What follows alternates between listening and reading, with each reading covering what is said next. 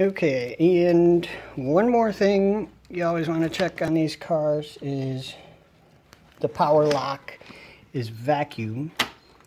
So there's locking, there's unlocking. But let's watch the one on the far side. If you can see it over there, there's locking. It went down. There's unlocking and it comes up. I'm not sure if I can zoom in on this. Okay, locking, down, unlocking, up, and of course I'm doing that at the driver's door. Locking, and you can see now unlocking. Perfect. Works perfectly.